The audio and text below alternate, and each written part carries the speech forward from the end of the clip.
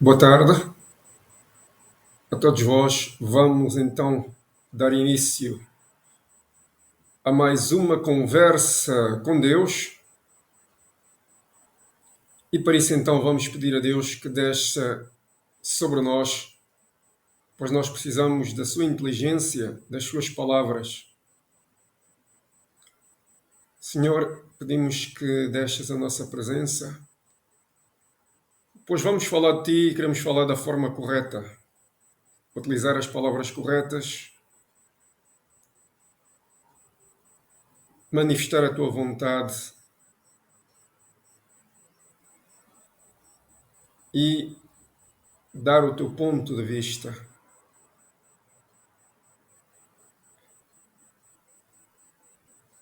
Pedimos desculpa por muitas vezes utilizarmos palavras desadequadas, com erros de linguagem, ou por o timbre não ser o mais adequado. Tu deste palavra a Moisés para ele enfrentar os reis e os príncipes, como deste aos apóstolos, para eles enfrentarem as multidões e as pessoas da autoridade. Vamos conversar, pedimos-te que venhas à nossa presença. Posto esta introdução em que pedimos a Deus para descer sobre nós e o Espírito Santo também deixa sobre nós, vamos começar. Eu, um dia atrás, veio-me à mente uma imagem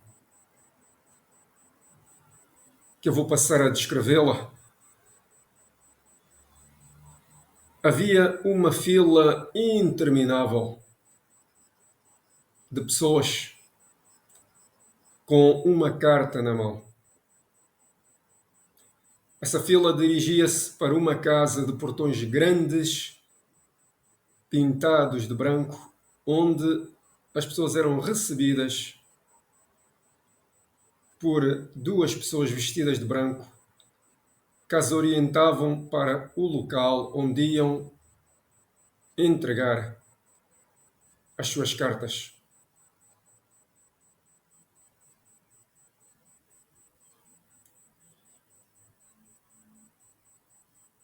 As pessoas precisavam, depois de passar do portão, de andar um certo tempo até chegarem a uma casa transparente, vidros cristalinos, onde eram recebidas por outras duas pessoas.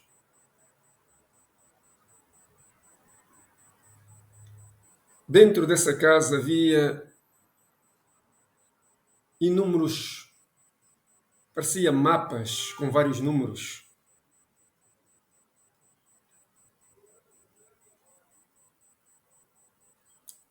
Ora bem, eu passei então por esses dois homens vestidos de branco que me orientaram para essa casa e quando cheguei lá, eu perguntei onde é que eu podia deixar a minha carta.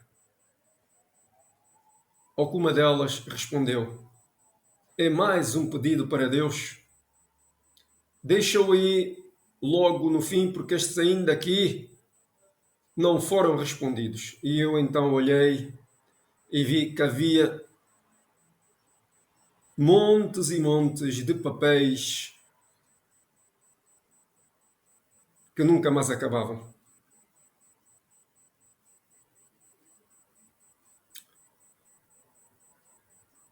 Ora bem, com esta imagem eu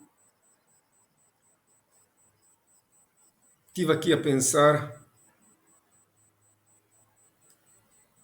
que os pedidos, as cartas que as pessoas traziam eram os pedidos que eles apresentavam a Deus, que ainda não tinham sido resolvidos, não tinham sido respondidos por Deus. E eu, quando apresentei o meu pedido, percebi que havia muitos pedidos à minha frente. Mas eu pensei, ora, para que é que Cristo veio ao mundo, senão para nos ajudar a responder esses pedidos. Alguns pedidos podem ser facilmente respondidos, provavelmente, se nós seguirmos as indicações de Cristo. Amai-vos uns aos outros como gostarias de ser amados.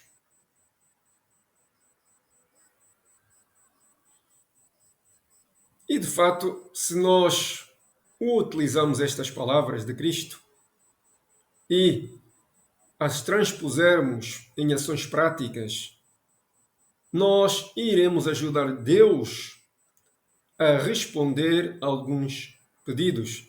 Nós vamos ser amigos de Deus, vamos ser, entre aspas, os braços esquerdos e direitos de Deus, onde vamos responder a alguns pedidos, ajudá-lo a responder a alguns pedidos, libertá-lo de algum desse fardo, e nós então também iremos responder a questão que Paulo nos deixou implícita, que é ver Deus nas pessoas concretas, as pessoas ao nosso redor. Como Paulo disse, como é que alguém pode dizer que ama a Deus que é invisível, se não amar o próximo que é visível?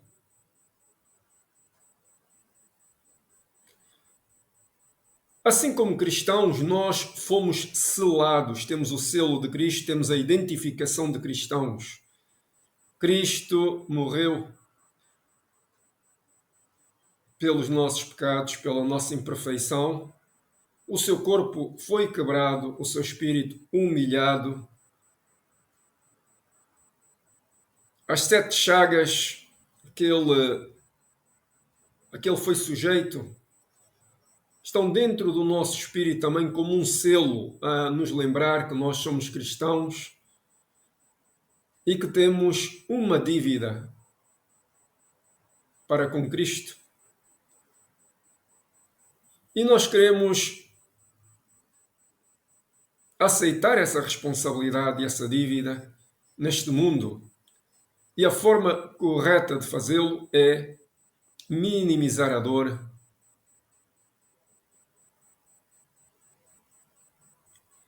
diminuir os fardos das pessoas, trazer alguma alegria e bondade ao mundo, com gestos de amor, de carinho, de respeito, de gentileza, de paciência, de caridade. Nós podemos, como cristãos, vir a ser um exemplo de Cristo e, mais que isso, remetendo-nos à imagem que eu já falei anteriormente, podemos aligeirar os fardos de Deus. A igreja foi criada por isso mesmo. Só que as igrejas, apesar de fazerem muito no mundo,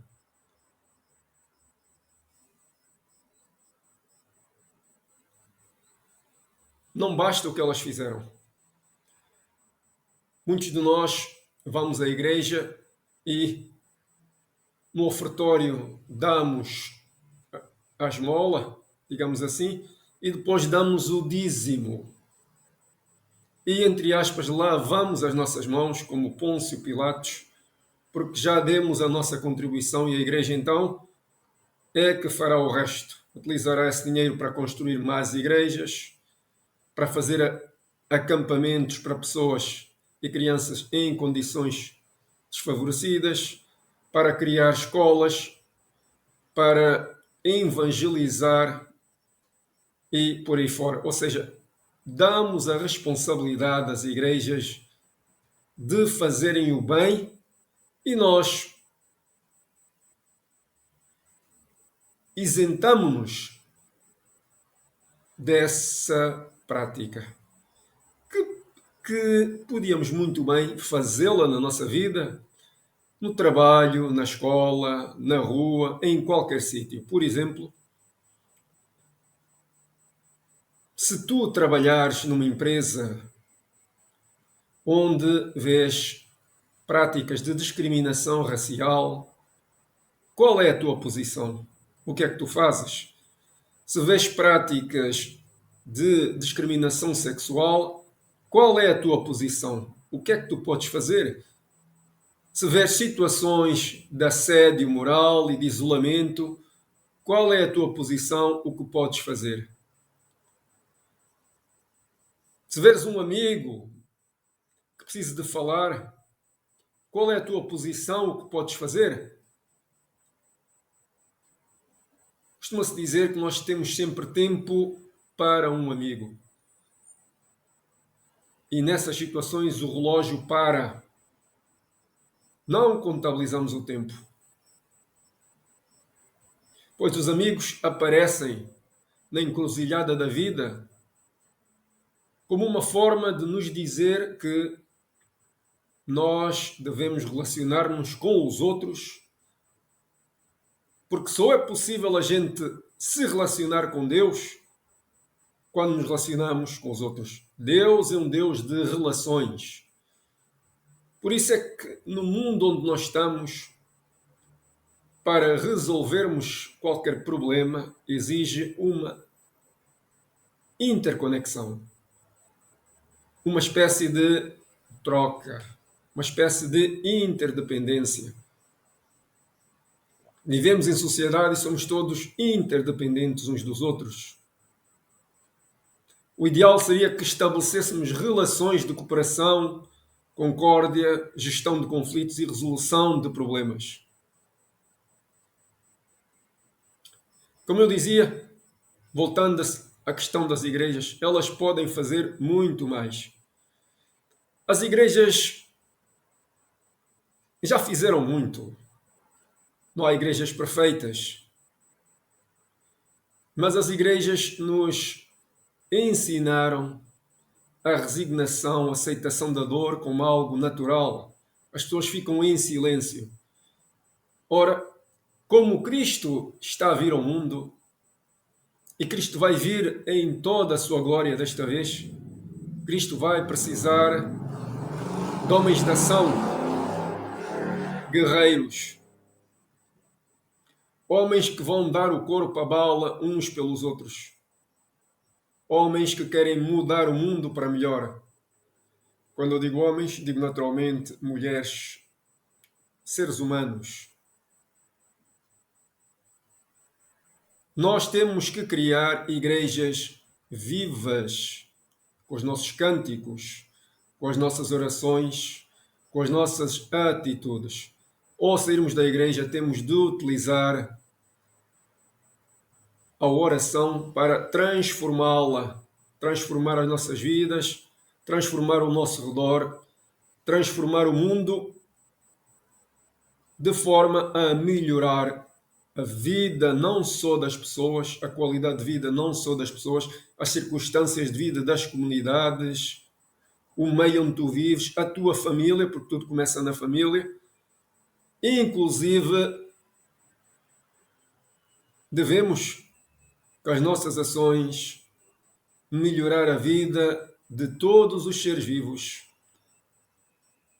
que não são humanos. Nós estamos aqui para termos corações de carne, corações de sangue. Nós não queremos ter corações empedernidos. Em Ezequiel chama-nos a razão, com a sua sensibilidade extrema, de dizer que devemos ter corações de sangue, não devemos ser empedernidos. Devemos ser sensíveis ao sofrimento alheio, sofrimento de todos os seres vivos, compaixão por todos os seres vivos. E se nós pudermos modificar a vida, nem que seja de uma forma, de uma só pessoa ou de um animal, para melhor, devemos fazê-lo. Naturalmente que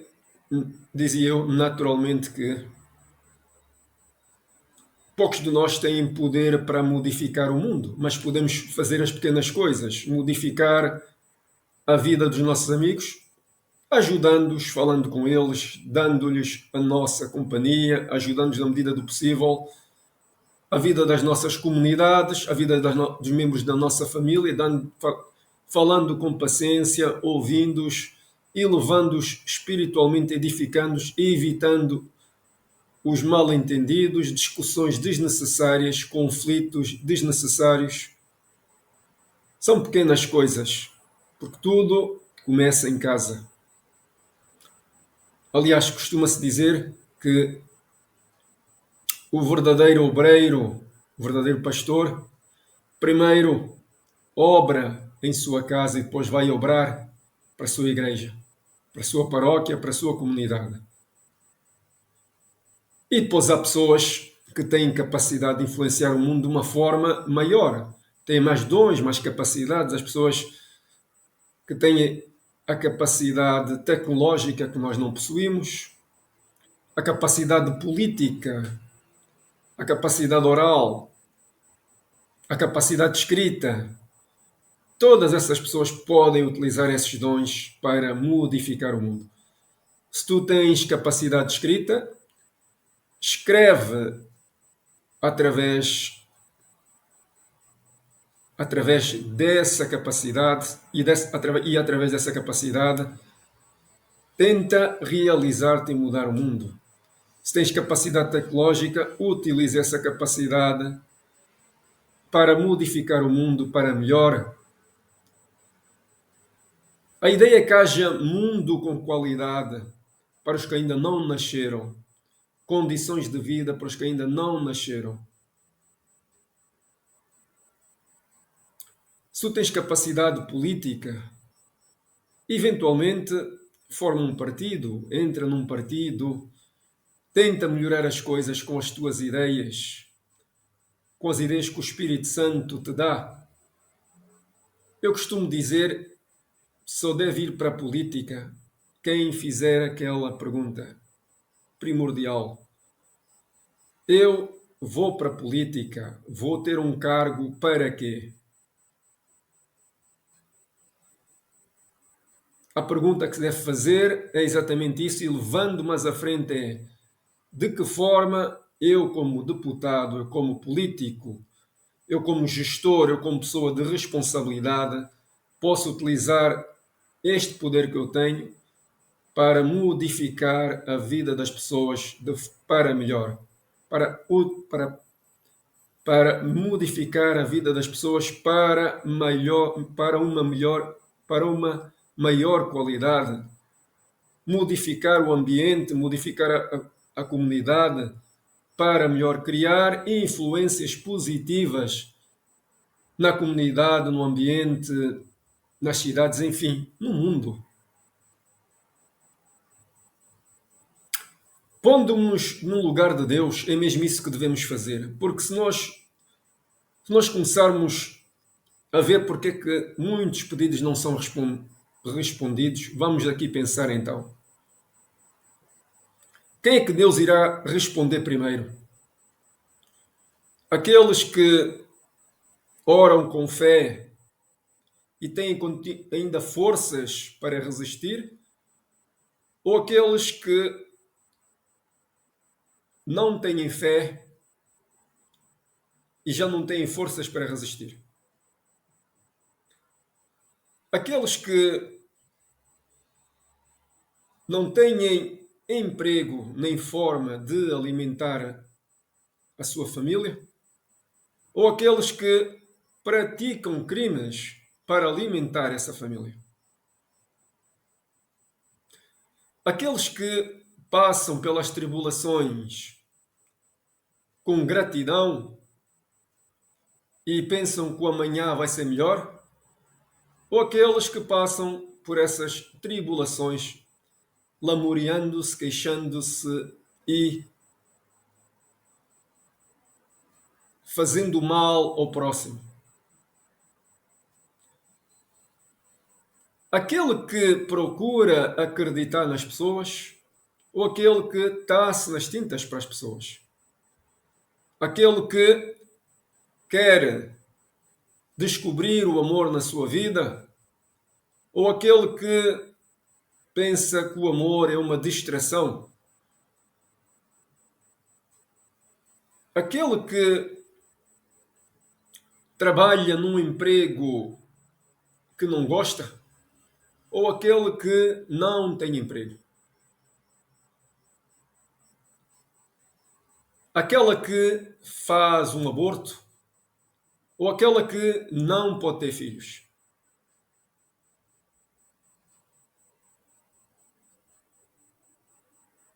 Aquele que foi abusado sexualmente em criança, ou que agora é um abusador? Aquele que foi espancado quando era menino, ou aquele que agora é um espancador?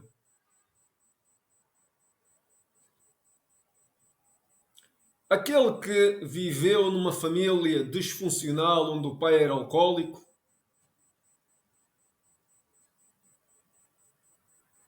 e virou um criminoso, ou aquele que virou também numa família disfuncional em que o pai batia na mãe e era alcoólico e, apesar disso, decidiu viver a vida de forma sem ódio, não praticando crimes. Há tantas questões que Deus pondera e eu estou aqui a falar apenas dos bilhões de pessoas que acreditam em Deus. Depois há os outros bilhões que não acreditam. A nossa posição no mundo, qual é que deve ser? E se eu vos disser que Cristo está a vir ao mundo, isso foi-me dito pelo Espírito Santo, e já não falta muito, o que é que vocês pretendem fazer?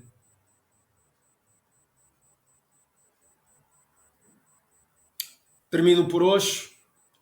Que Deus vos abençoe e vos guarde.